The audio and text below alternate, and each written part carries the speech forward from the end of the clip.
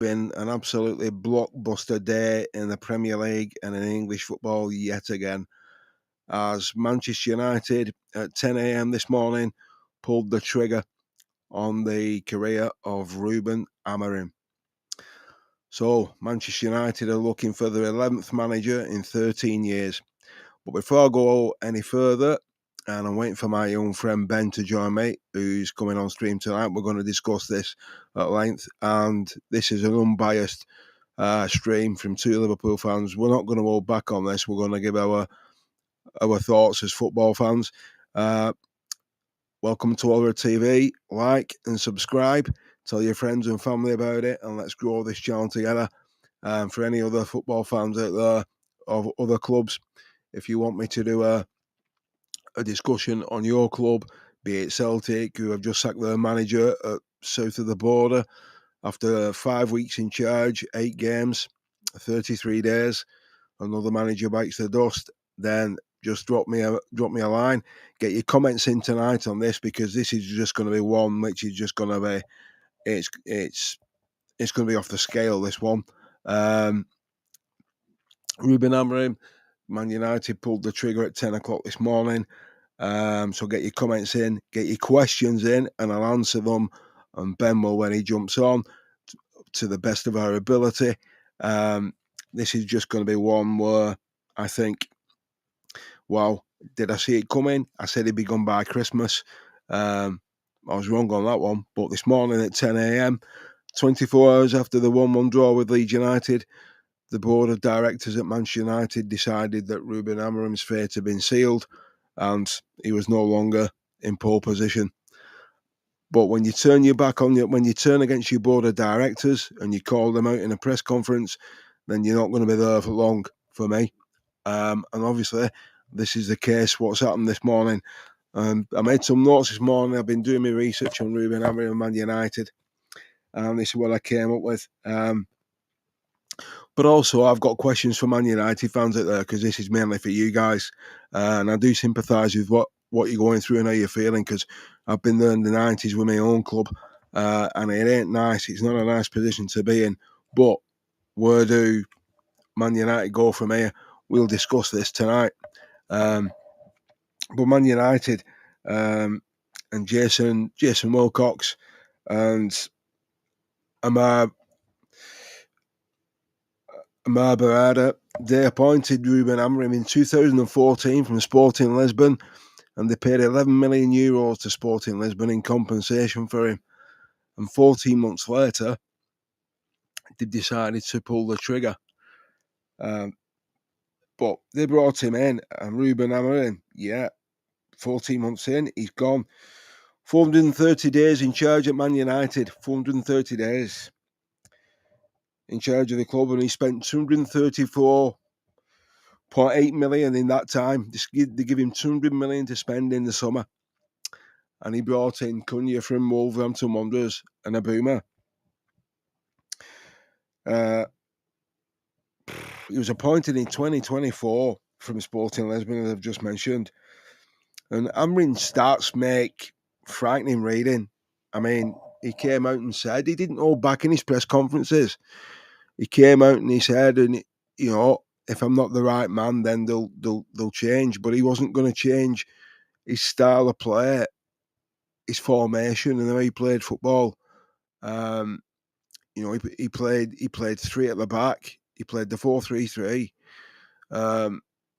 Only once did he go to 4 at the back. But the system that he plays, he trusts it. He believes in it 100%. He developed it at Sporting Lisbon. He stuck with it there. He brought it over at United. Well, clearly, it's not fitted the club. It's not fitted the players. So I've got questions to ask. Was he stubborn? Was Rubin Amorim stubborn in his approach play, in his style of play, his tactical play? Was he stubborn, or did he absolutely believe that the system that he was using at Man United, it will get them where they want to be, back in the Champions League and challenging for the Premier League title? Also what I find astounding is after this morning's announcement, it took Harry Maguire 6 hours to post on his Instagram account, "Thanks for everything, boss." And the only two players who've come out and said anything to Amorim on social media, on the Instagram accounts, was Harry Maguire and the captain, Bruno Fernandes. But it took them over 6 hours to do so. So that, for me, doesn't sit right. That, for me, tells me that the players didn't trust him. That he had possibly lost the dressing room. But when you look at the stats of Rubin Amorim as manager, it doesn't make, from a football perspective, from a football fan's point of view, and even from a Man United fan's point of view, it doesn't make good reading. Whichever way you dress it up, you can't sugarcoat this. You simply can't, because he came in October.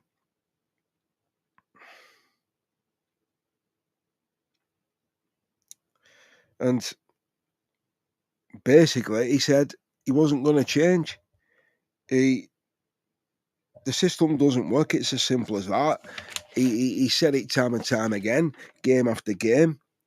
In July 2024, Man United extended the contract of Erik ten Hag. Correct me if I'm wrong on that. And then, less than 6 months later, Erik ten Hag, he's gone. And in October, Erik ten Hag, he came in. His contract was extended on 2026 in October. 2024, Man United sacked Erik ten Hag. And in March 2025, Jim Ratcliffe said, Amorim will be here for 3 years. He'll be given 3 years. That's what Sir Jim Ratcliffe said. That was the last interview he gave. And it was broadcast with the Daily Mail on a podcast. And it was broadcast on Sky Sports. And Sir Jim Ratcliffe said, Amorim needs to be given time to prove he's a good manager and he's got what he needs, and we'll back him. And he's only been there 14 months. And that 3 years, he ain't going to get it, is he? He's, as of 10 o'clock this morning, he was packing his things and clearing his house out and on his way back to Portugal. So Man United are looking for an 11th manager in 13 years. Just let that sink in for a second. 13 years since Alex Ferguson retired. And in that time, on your 11th manager. This is one of the biggest institutions in English football. One of the 2 biggest clubs in English football. One of the biggest clubs in world football. Not necessarily the biggest club in world football, but one of the biggest clubs in world football. And now you're looking for your 11th manager. And if you look at the list of managers that Man United have had since Sir Alex Ferguson retired, the list is mind-boggling. It really, really is. And serious questions have to be asked. So everybody's had to say on it this morning. I've been watching YouTube and Sky Sports all day, and Man United fan channels have had their say. They know who they are. They don't need me to advertise them because they're more popular than me. They're more well known. I'm new to this, but I've watched what they've said. I've listened to what they've said, and as fans, they're not happy.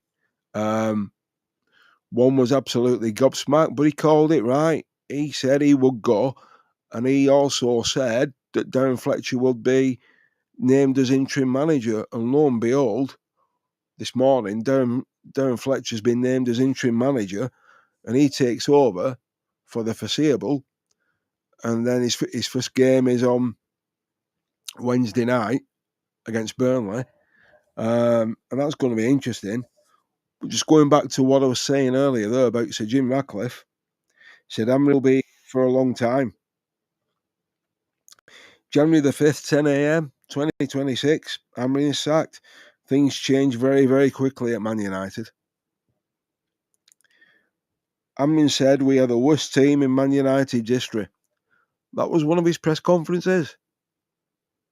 To come out and say that to the world's media, because the fan base Man United have got is absolutely massive.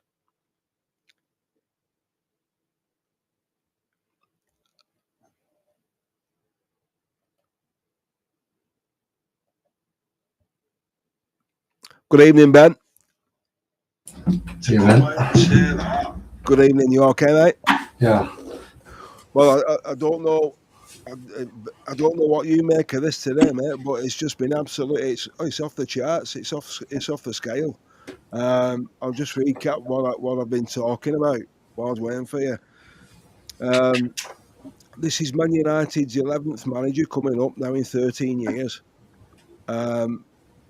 Man United paid Sporting Lisbon €11 million to buy him out of his contract at Sporting in 2024. Rubin Amorim said in one of his press conferences that we're the worst team in Man United history. But I made some notes this morning, and in July 2024, Man United extended Erik ten Hag's contract to 2026, and in October 2024, they sacked Erik ten Hag. And Jim Ratcliffe also said in the last interview that Rubin Amorim would be given 3 years in charge to prove that he was the right man for the job. I said he'd be gone by Christmas, to be honest, and it's the 5th of January, and 24 hours after the Leeds United game, Man United and the board of directors have pulled the trigger. Now, just before you came on, I said, like, this is obviously we're a Liverpool fan channel, but this is an unbiased podcast because I love football, and as a football fan, I'm not going to sugarcoat this and the reason I'm saying I'm not going to sugarcoat it is because it's too big not to. I know how Man United fans are feeling because I've been there in the 90s when we had Roy Hodgson and the rest. So I know how they're feeling. Some Man United fans are happy he's gone. Some aren't. They can't figure it out. But when you look at Man United's system, the system he plays, he believes in it 100%. But it clearly wasn't working at United, and he only ever went to 4 at the back once. And then he reverted back to the 3 at the back again. And then what I also find staggering is it's took 6 hours for Harry Maguire to come out and thank him for everything he's done.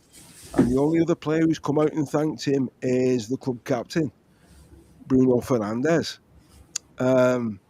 And then obviously on social media, you've got a former player who obviously he didn't like and he got rid of. Garnacho's come out and liked the fact that he's been sacked.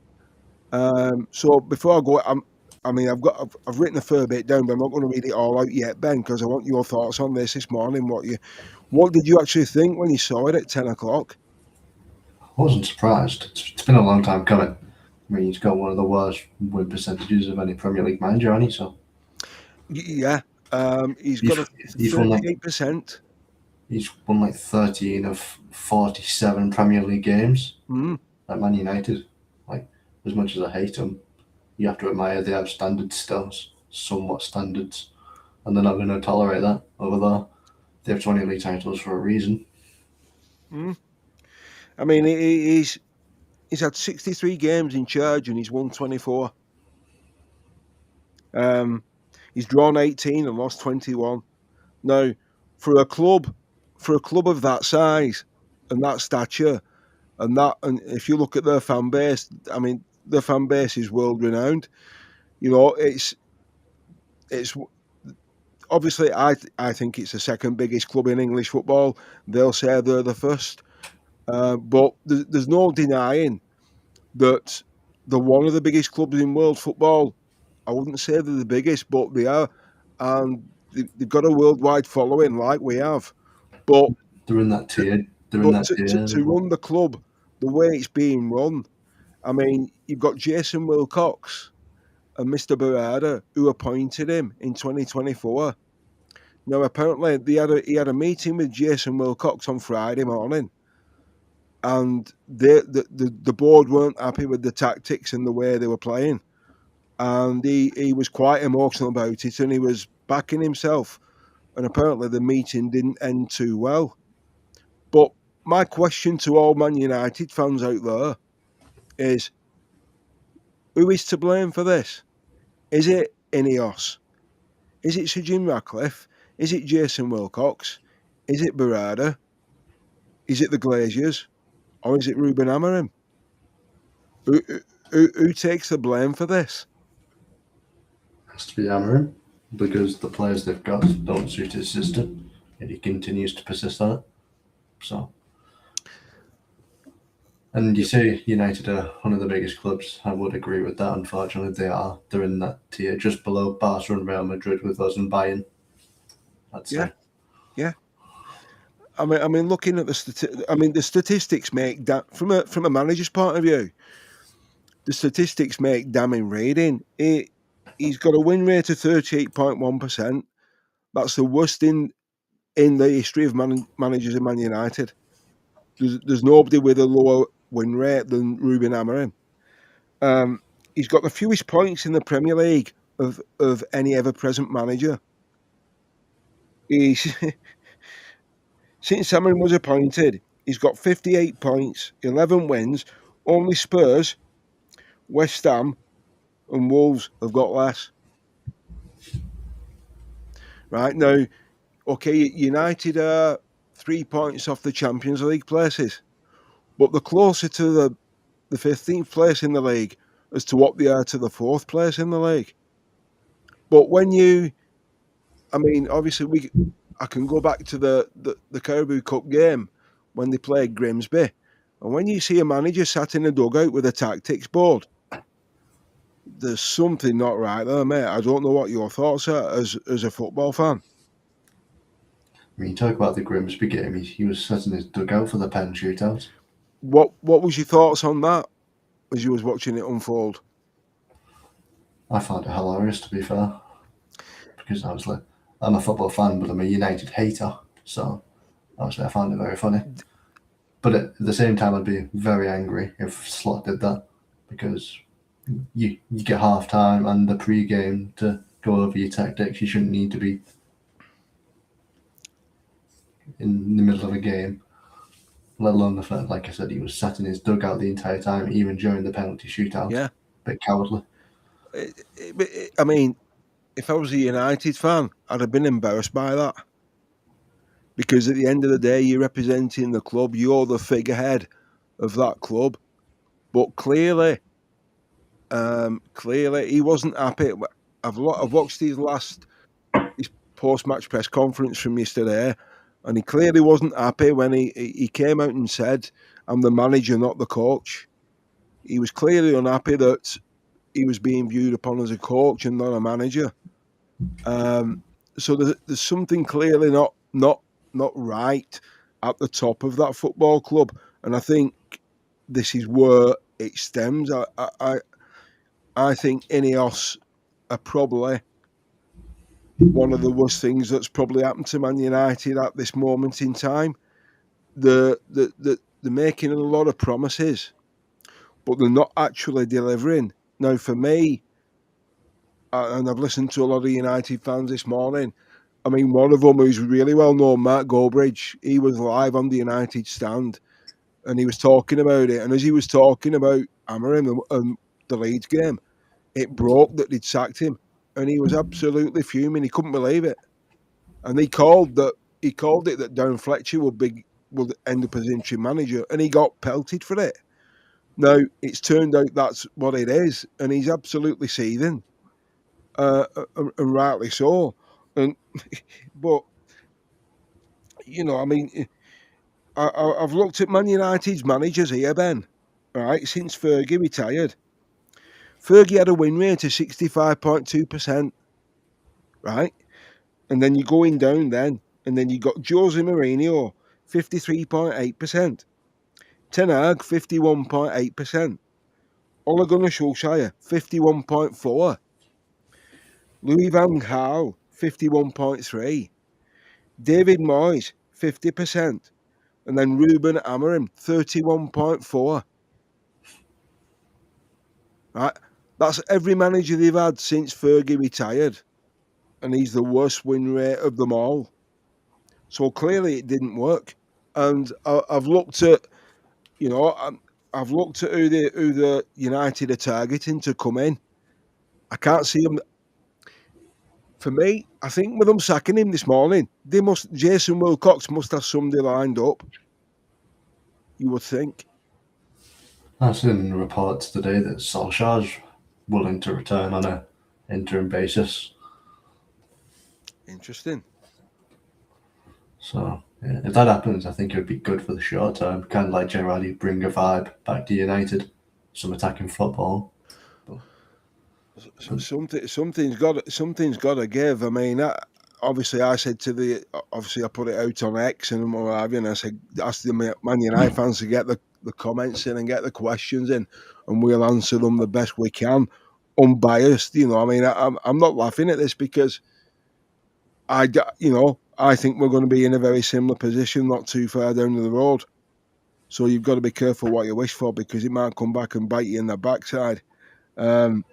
But I think Amorim should have been. I think he should have gone after they lost to Spurs when they lost to the Europa League. I don't know what your thoughts are on that. Amorim's basically been asking to be sacked ever since he arrived at the job, constantly talking about how we have to suffer and all that, and how he's trying to make himself a martyr and offering to just leave and refuse a compensation package. Well, I don't know how much he's going to get paid off, but he's going to get a pretty penny, isn't he? And they've already spent 55 million on ex-managers in compensation since Fergie went. 55 million. Come on. That's nearly a Mo Salah and a Sadio Mane in manager fees. Yeah. Oh dear God. I'm just looking at Sky while you're talking. Then breaking news: Celtic have named Martin O'Neill as manager until the end of the season. 5 weeks ago, they released him. Now they brought him back, but I heard it on the grapevine from Glasgow 3 weeks ago that the guy who was in charge, who's no longer there, was on his way out. They shouldn't have got rid of Martin O'Neill, but that's a different club. So it's been honestly, I mean, two massive clubs have got sacked the managers today, and I mean, the internet's basically it's like sparking because it's gone crazy. But I'm looking at Man United.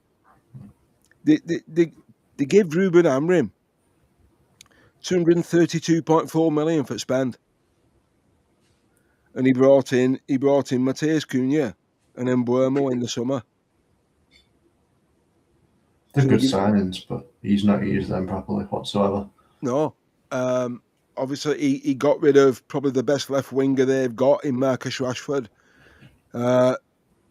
Sent him back into Barcelona.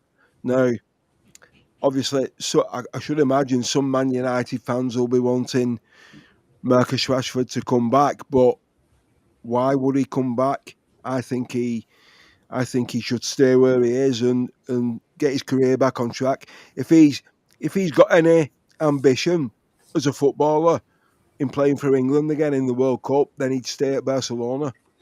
Yeah. Because I think if he comes back to England, then he isn't going to get picked, that's for sure. A big winner in all of this is Kobe Mania. I'm sure he is. Yeah, I forgot about him, to be fair, because he was looking like he was another one who was being shown the exit door, wasn't he? Napoli were knocking on that door. They were circling again, weren't they? Well, he wanted out as well, like Rashford did. So, yeah, I still think he should leave, to be honest. It's probably best for his career to leave that dump for 6 months to give him the best chance of getting in England's squad. Because, like you said, there's a World Cup summer.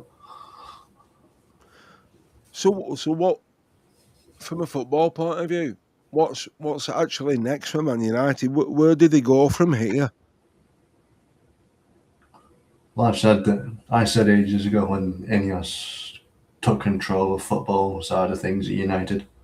That was the worst thing that could have happened to United for a long time, maybe ever in our lifetimes. They needed Qataris or Saudis to win that bidding war badly because no one else was going to bring the old standards back, unlike the Qataris. I agree.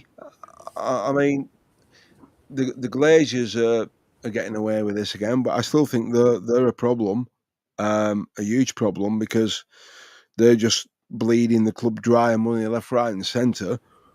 Oh, yeah, the But when Glazers you have look played at, yeah, do you reckon? the Glazers have played a blinder. They've dropped any they've given away given Ratcliffe all the responsibility, kept the majority portion of the club, so they're still making lots of money with zero responsibility for it. They played a blinder though. Yeah, I mean they're just taking the cash and they don't really care what happens. But I think Jason Wilcox. I mean, if you look at the fellow who they brought in from Newcastle as well, he wasn't happy with the appointment of it. Obviously, they were going for Amorim, and he wasn't happy. He made his thoughts crystal clear, and then within 3 months, he's sacked. Dan Ashworth. Yeah. He wanted Southgate, didn't he? Which was no, a lot of United fans were fuming that the way he'd been treated and the way he was shown the door. Now, Southgate's name's come up again today. I mean, and funnily enough, a manager that we were discussing last night, who you brought up on the 2 previous streams, he's been linked with United today, Xavi. God forbid, man. You know, so now I think the number one choice. Now, I don't get this. I don't. It won't fit. The Man United are doing the same again. But the top 2 candidates, from what I can gather, Glasner from Crystal Palace and Maresca, who's just been sacked at Chelsea. Now, according to the Telegraph, United aren't interested in pursuing Maresca. I mean, I don't think he'd fit anyhow. I certainly wouldn't want him after watching what he's done at Chelsea. I wouldn't want him in anywhere within 100 feet of my club. And if I was a United fan, I certainly wouldn't want him at Carrington. And Glasner, he plays the same system as Amorim, so it's not going to work. I think Maresca goes to City, so no one's to worry about that. Yeah. I just can't see Glasner fitting at Old Trafford because he plays the same system Rubin Amorim plays. They've already been stung by that once, and if you're a fan, surely you don't want to watch that again. He might get more out of the players, but you're playing the same system, 3 at the back. You can give Glasner the benefit of the doubt though, because he has played a 4 at the back before, and he knows how to adapt to his opposition. Whereas Amorim, he was ride or die by the 3 at the back. Whereas Glasner, he has a history of using 3 at the back. Got Champions League football with Wolfsburg using a 4-2-3-1. Because at 6 o'clock, I was watching Sky, and I thought, okay, see what they come up with, and then they revealed the shortlist of potential managers to come in at United. Now they were saying that Darren Fletcher might be the interim manager until the end of the season, but then they've got Glasner from Palace, they've got Marco Silva from Fulham, Xavi ex-Barcelona, Thomas Tuchel, and Gareth Southgate. I don't know why, but I've just got a funny feeling that Southgate's name's come up again, and this is not the first time, is it? I hope they get in, man. That'd be hilarious. It's just a backward step. Well, I think whichever way they go, it's either backwards or sideways here. Unless they got Luis Enrique or Areola, they ain't going anywhere. Yeah. Well, he was mentioned as well this afternoon, Areola from Bournemouth. And I think he'd be a good fit for Man United. I mean, I honestly do. I think he'd get on playing the football that the people who go to Old Trafford and follow him home and away on a regular basis. I think he'd get them back challenging again. But I honestly, as a football fan, I know Amorim's getting blamed for this, but the buck stops at the top. You've got to point fingers at Jim Radcliffe and Jason Wilcox here and Berardi because they've absolutely. I mean, the thing is with Amorim, when he said what he said last night, you can't go in a press conference and do that. When you turn on your board of directors, you're not going to be in a job for long, are you? So happened with Maresca. He got annoyed, stepped out of line, and then 2 days later he was gone.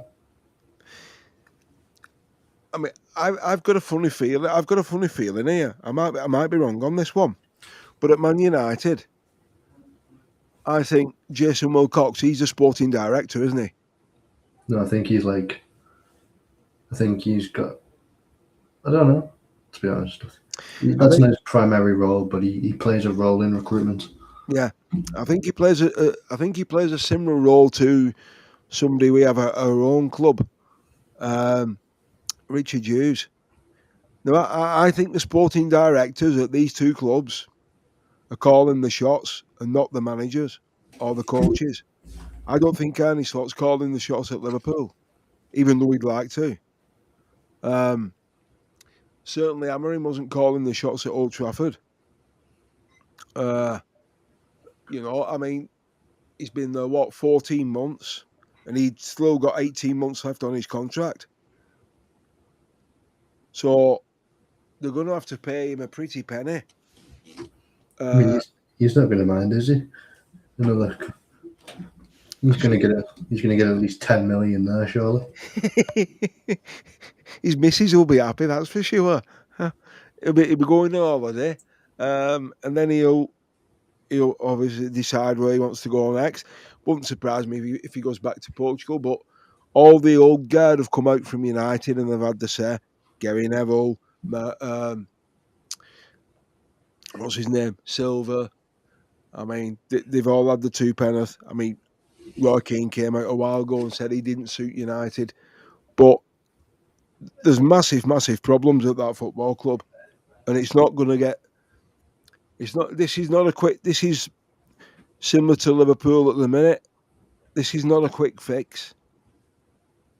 I mean, they've got Burnley.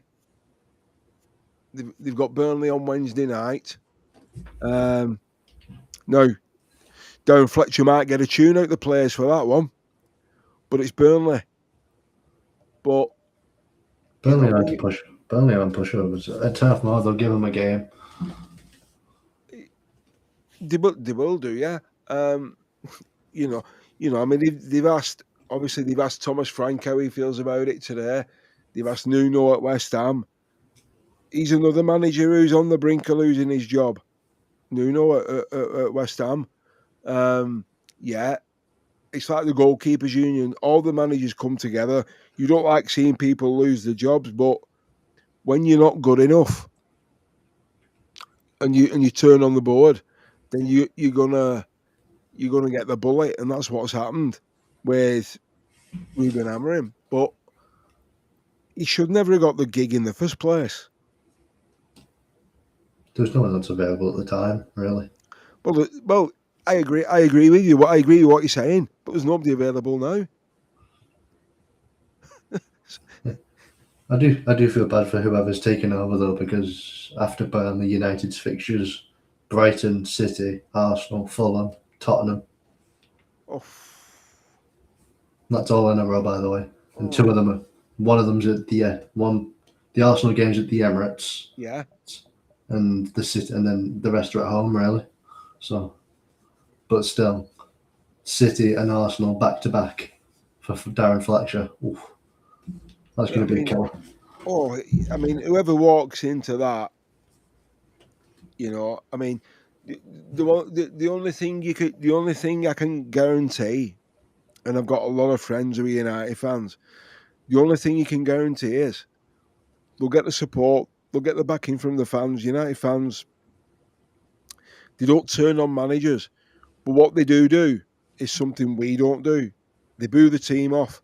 That's something you don't do. You do, regardless of how you're playing, even if it's crap, it's shite. You spent you spent 200 quid for your ticket at Old Trafford or wherever it is. Regardless of the performance, you don't boo your team off. You don't. It's a no. And I've said that about my own club. Yeah, you're entitled to your opinion, but you can do that afterwards. You can critique your players after the game, but you don't boo them off. It's like our friend in Norway, like he says, it's your job to get the boys to perform. Now you can't deny that the United fans do back them home and away, but the performances have let Man United down. But Amorim's first game in charge was at Ipswich away. He played Marcus Rashford. He put them 1-0 up. Obviously, they drew that game 1 apiece. Rashford never played again after that. He was bombed out basically, training on his own. I mean, I'm looking at the stat. I mean, they're showing the stats. It's right. The stats are absolutely scary. I don't know how he got the gig, but the thing is as well, wherever he goes next, he'll do the same again. So this is where I scratch my head a bit here. When you're a football manager, if you get sacked, how can you get a job doing the same thing again when you're gonna use the same tactics, but have just got you fired somewhere else? Because clearly it doesn't work. Assuming he goes back to Portugal, it won't matter what he does, it'll just work anyway, because that league ain't serious. Well, apparently he was told at the meeting he had with Jason Wilcox on Friday. He was told that the minimum requirement was Champions League football this season. But that wasn't, that's not going to happen for me. I don't think anyhow, unless they finish fifth and fifth gets you in the Champions League. Yeah, I don't see them getting top 6, to be honest. Newcastle are going to pick up form. Chelsea are going to pick up form probably. Yeah, I mean, if you look at this season, it's been absolute. I don't know what you make of the season as a whole, but it's been balmy. It's been like that season when Leicester won the league. It's been one of them for me. I might be in the minority, but I've actually quite enjoyed this season. Other than the referee, and I think some of the football's been good. It's just Arsenal and their usual tactics, which are boring but effective. Well, it's looking at Arsenal, it's theirs to lose, isn't it? At the moment, yeah. Guardiola and Diaz are injured now, apparently. Are they? Yeah. Guardiola's going to be out for at least 2 months. Tibia fracture. Wow. So that might do City a favour, that, because I also think, and we're just going off Man United for a moment, I also think if Rodri stays fit, City win the league. Probably. He is the difference maker in the league. The best. Oh, he's. I enjoy watching him. I know he wears the wrong colour, but you can't deny his quality. He absolutely is. But looking at United, I think, and looking at us, because the similarities are not too far apart. I think Cameron had lost the dressing room. Obviously, just by that performance against Spurs in the Europa Conference. And then you look at Man United when they turn up at Anfield, everybody was expecting them to get a pasting, and they did the complete opposite. he got that day. He got his tactics absolutely spot on. And I think before then, I think Arne Slot had lost the dressing room at Liverpool because that performance against United proved it for me. Not just the performance, but the atmosphere in the ground. Yeah. Ever since then, I've been saying that one of Amorim or Slot will be the next big manager to get sacked. Yeah. I've read something tonight, Ben, and I read something tonight, and apparently Slot's going to be gone by the end of the week. Yeah, I don't believe that for a minute. But I can't see him changing anything at our club till the summer. So I just can't, because they're not going to do what Man United have done. I think, things aren't working out how they wanted with Rubin Amorim, but to do what they've done and how they've done it at the time they've done it, 17 games to go. It's crazy. It's crazy. It's madness. It's even crazier when you look at the next 6 games. Like I said, Arsenal, City, Fulham, Spurs, and whatnot. Yeah. Brighton. Like you throw in an inexperienced under-21 coach into the deepest of deep ends right now. Yeah. And you're expecting him to come out with positive results. Like, this could ruin Darren Fletcher's career. I mean, he's not going to have one because I don't think he's that good. But any slim chance he did have is gone. Well, he could finish it before it even starts. For Darren Fletcher, it's like you've just pointed out there. For Darren Fletcher, this could be sink or swim. It's like a kid being dropped in the deep end of a swimming pool in football terms. I just find it mind blowing that they've actually decided to pull the trigger. I mean, one of my mates who's a Liverpool fan, he messaged me this morning and he said he's gutted. Everyone's gutted because it means United might actually get better, but who knows? But it's just, I mean, it's seismic. Whatever they do, whatever decisions they make, whatever they do, it just takes over Sky Sports all day. Every time. I mean, it's going to be the same now until another man, until they decide who they bring in. Unless Liverpool sacks Slot this week, that's going to dominate sports news for a while. Well, funnily enough, you're saying that. I mean, obviously, with what's happened today, this is taking the spotlight off Arne Slot. Most of the spotlight was taken off Slot when Salah spoke out. Yeah, it was. But like you said about us potentially being the next United with just sacking managers and reappointing them, something Liverpool do well, and they did this season and in the last 2 years they've not made any good decisions off the pitch. No. But one thing we do well is we never rush into things. That's why we will keep Slot till the end of the season, because at the very least we know we can't really do much better at the moment. No. We might as well just keep Slot for the next 6 months, because what's the worst that's going to happen? Oh, we're not going to win the league. Oh, boo-hoo, we knew that 5 weeks ago. We're not going to win the Champions League. How do you know that? The Champions League is an unpredictable thing. I mean, I agree, but you never know. But at the end of the day, all he has to do is get top 4. Yeah. I mean, Rubin, they've been showing his clips all day of his press conferences, but I'm not saying he's stubborn. He's not like most Dutch managers who are stubborn. But he came out and said he won't change, not even for the Pope, and he's not.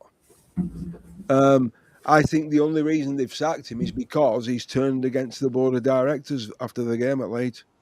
Yeah, he's done what every group of directors hates. He's called them out. He's called them out for their incompetence. Yeah. And I think I saw an article earlier from someone, and it's or it's a post from someone on Twitter. Sporting directors have the easiest lives. They get to make big decisions, and they get to hide from responsibility and accountability. Mm. But as the manager of your football club, Rubin Amorim has done what every fan of that club wants. He's come out and told the truth and called the top brass out for what they are. You're incompetent. You're inept at what you're doing. You're not backing me. You're making promises you can't keep. Your promises are like pie crusts, which is what they are. They easily break, right? And because you've done that, this is the end result. And because he's come out and said what he actually feels and thinks, bang, the end result this morning, 10 o'clock. See you later, sunshine. You're down the road, P45. I think the picture of him smiling and laughing with his wife, Yeah, in his way out, that says it all. That guy did not want to be there, like whatsoever. He no, was he was waiting for this moment. yeah. I mean, maybe she said to him before the Leeds game, just do something, just throw an hand grenade out there. Just Test upset, just upset the apple cart a little bit. test the waters a bit. Well, certainly tested them this morning, didn't they? So, I mean, and I think Sir Jim Ratcliffe, I think he needs to, not jump ship. I just think he needs to clear off. I mean, I hope he doesn't, but if he's smart, he backs away from Man United as far as possible. Yeah. But I hope he doesn't. I hope he gets more control over United and ruins them completely.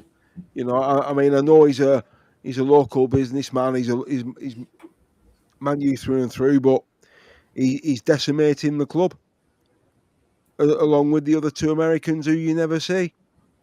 I mean, we don't see ours much, but they run the club the right way. You don't see ours because they put people with actual knowledge of the sport in charge. They just get involved when, like, for advertisements and stuff. Yeah, well, they put people in charge who they can trust, but they also put people in charge who are what you would say the best in class. Now, whether you class Richard Hughes as the best in class, I don't know at the minute. I'm undecided on that, but that's what FSG do. Whereas the others down the road, they do things completely. I mean, the Glazers, they also own the Tampa Bay Buccaneers, and look what's happening with them. Since Tom Brady retired, they've not done much either. So and I've got a mate who follows Man United and the Buccaneers, so he's not having a good time at all at the minute. I've messaged him, but I've not heard back from him yet. I'm hoping he's all right. But I know a friend in Norway, he messaged me. He apparently it's snowing over there. He's got stuck in snow wherever he is. But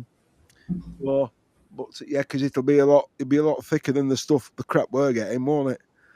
But I was saying earlier, like, it's crazy because it didn't snow once all December, but it's no, some random day in January and dicey. yeah. I mean, I've got penguins skating around in my back garden outside. It's fucking freezing. It's not. It's not. It's not good at all. But I mean, tomorrow's just going to be the same as today. It's just going to be Man United sacked Amorim, this, that, the other. They might as well change it from Sky Sports for the minute to MUTV. Now, obviously, I should imagine that channel's gone absolutely ballistic tonight. I did message to Man United fans, see if they wanted to jump on here, Flex and Mark Goldbridge, but I've not heard back from them. So, because it would have been interesting to see what they would have had to say. I know Flex has had his two penneth, and he's not happy at all. He's absolutely fuming. But I'm not speaking as a Liverpool fan, but as a football fan, you can't run a club of that magnitude like the way they're running it. You can't. I mean, this is how you go out of business. The pouring money down a black hole. Yeah, you can't. I mean, I know they make a fortune, but it just can't continue. It can't. I mean, they'll never go out of business and they'll never get relegated. They're too big, but structural wise, from top to bottom, there's something seriously wrong. And I think, if I was a Man United fan, I'd want some serious answers. Because they take your money for your season ticket, they take your money for your hospitality or and whatever it costs you. Do they really care? I don't think they do. And you can say that about most clubs, really. I think as long as they're getting the coffers in, they're not really bothered. But this is just, I think this is what, in the space of 2 weeks, 2 Premier League managers have gone in Maresca and Amorim. Not even that in the space of a week. We're not even in the. We've not even finished the second week of 2020 or the first week of 2026. No, and it wouldn't surprise me if there's another one goes. I can't see it being us, but then again, we're wrong. We could be wrong. I have 2 managers in mind that would be sacked next. One of them is very likely to be tomorrow, potentially. I think Nuno will go next. Nuno and Frank. I've got another one as well. I want to throw into the pot. I've got a funny feeling Sean Dyche will get the sack at Forest. Depends, because he's going to win. I think they're going to win tomorrow. So that'll give him some time. I've not seen the fixtures for tomorrow. It's only West Ham versus Forest tomorrow. Tomorrow's a pretty boring day. So I see. We've got West Ham versus Forest. So, okay, so Leicester West Brom, that's a championship. And then West Ham Forest, and then Wednesday. Crikey. Yeah, quite a few games on Wednesday, isn't there? Yep. Yeah, you might be right with Thomas Frank there, looking at it. Bournemouth and Tottenham. Yeah. Manchester for Tottenham's next game, they've got Villa in the Cup, Dortmund in the Champions League, Frankfurt in the Champions League, City and United, Newcastle and Arsenal. In the space of the next month and a half, 2 months. Is that Spurs? Yeah. Ooh. And then I know some Man United fans. There's one. Alice Talks Football. She's come out and she's on her YouTube channel. She wants Unai Emery from Aston Villa. But there's no way on God's earth I can see him leaving Villa for Man United. I'd be amazed if Villa let that happen, to be honest. I yearn for the day when a Big Six club falls for the Unai Emery trap. I don't think Emery's a big club manager. Like, he's a good manager, don't get me wrong, but I think clubs like Villa, Villarreal, they're his level. Yeah, well, he did well. Seville as well, isn't it? He did well at Seville. He beat us in 2019. 16 in the Europa League final. Yeah, UEFA Cup, wasn't it? But looking at the fixtures, on Wednesday, it wouldn't surprise me if Man United won that one at Burnley. Mm-hmm. And then obviously you got the big one on Thursday night, which I'm not looking forward to at all, to be honest with you. Might have an early night. Find a good film to watch. Yeah. If I want to go to sleep, I think I could just watch that game. I set it a slot. Oh my god. Well, and I've also seen today that apparently Chiesa's keen on the move back to Juventus, because Juventus have made inquiries. Chiesa's keen on going. It all depends on Liverpool and what their plans are, but that remains to be seen. I think that's the only transfer. What will happen for us in that window? But I've also seen. I mean, you might have seen. I saw it late on tonight. Apparently, City are interested in Mark Gay.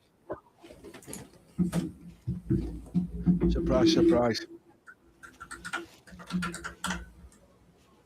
But I think if I was a Man United fan, I think Man United need a midfielder. Big time. Yeah, Man United need all the things.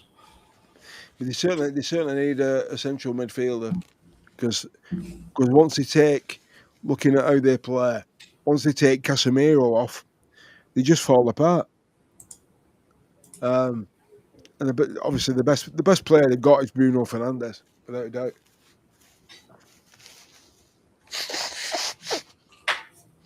Yeah. But it's just, yeah, it's been a crazy day in the world of football again. But it's all been quiet on the Liverpool front, and it's been quiet elsewhere. But I mean, I'm only 37 miles away from Old Trafford, as the crow flies. About an hour away from Anfield. So yeah, it's not. It's very quiet down here at the minute. Very quiet. And we've got another stream coming up on Wednesday night. Yeah, I wonder all that should be here. With the Norwegian Viking, wherever he is. He's probably rowing across to you, mate. Well, he's promised he will. Don't be surprised. You don't know. If there's a knock on your door. He's bringing you fast. He might be bringing you takeaway, mate. I'll give it me. I'll take that. He won't be expecting me to knock on his door. Deliveroo. Hello, Ben. Oh dear me. Oh, so yeah. I'm glad you've jumped on this tonight because I wanted to get somebody's thoughts on it, and I just think it's been mental. This has just been a knee-jerk reaction because he's come out and told the truth, like we've said. He's upset the board of directors, and Jim Ratcliffe has gone, get rid. You know, I've seen a few Irish Liverpool fan bases saying they want Stevie G in charge. But I'm not going to comment on that. But yeah, so it's been a crazy day. Thursday, 7 p.m. Arsenal Liverpool. Oh, yeah, it's going to be a rough night Thursday. It's going to be watch it between your fingers night Thursday, I think. Oh God, tinted glasses. But for myself, Craig at Aura TV, and my mate Ben, who stood in for the voice of treason, or the voice of reason, as he calls himself. We hope you've enjoyed this debate on Man United, on what's been a seismic day yet again, where a club is looking for the 11th manager in 13 years. And if you don't follow United, whoever you follow, just let that sink in. And be careful what you wish for, because that's scary. That really is. Makes it look even crazy when you realise Liverpool have only had three managers in that time period. Yeah, and Sir Alex came out a couple of weeks ago and said he honestly thinks it'll be probably 11 years before they win the league again. Sir Alex won't be around next time United are winning their title. No. So from me, Craig, and from Ben, that's it for tonight. And we'll be back on Wednesday night, 7 o'clock, with a preview of the big game on Thursday, Liverpool versus Arsenal. It's going to be interesting what our team selections will be and what news filters out from the AXA before then. But until then, from me and from Ben, thanks for watching. Look after yourselves. Take care. We're here for a short time, not a long time. Stay warm, wrap up, and get something nice and warm inside you. Something healthy for a change. Yeah. So thanks from me, thanks for Ben, and we'll see you on the next one. Take care, guys. See you soon.